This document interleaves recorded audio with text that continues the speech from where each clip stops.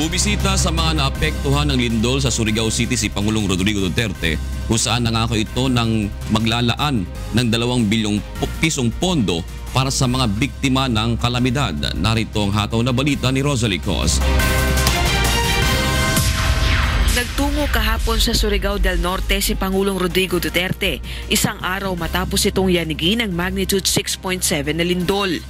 Ito ay upang personal na alamin ang kalagayan ng relief at rehabilitation efforts ng pamahalaan para sa mga naapektuhan ng lindol sa isa sa mga lugar na pinakaapektado ng lindol, ang Surigao City.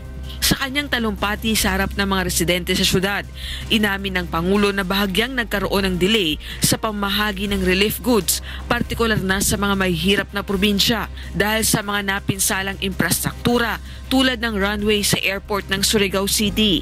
Mga buak mga inyong simento sa inyong runway. Dawata ang akong kasing-kasing pagbati kaninyo sa inyong kagool.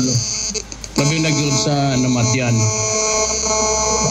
Goal kayo ko ito, tibukan, lawag hapon, gusto na kong gusto kong matanaw sa mga danyo sa infrastructure o katauhan.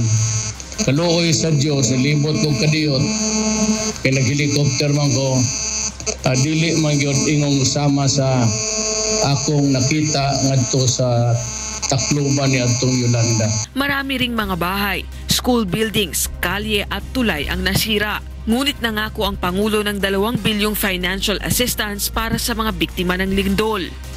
Nakoy buhi ang kwarta gamay. So sustina ginako tong katong nga wadan og panginabuhi.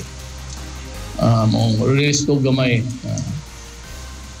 Mga 2 billion tama na siguro. Di na niyo na mahurot, no? Nahala, palitin na lang ni silang subdivision o house and lot tanan. Humingi naman ang punong ehekutibo ng paumanhin na hindi ito makakapagtagal sa lugar, ngunit bago umalis ay tumulong ito sa pamahagi ng mga food pack, tubig na maiinom at pinulong ang mga opisyal ng lokal na pamahalaan. Rosalie Cos, UNTV News and Rescue, Philippines.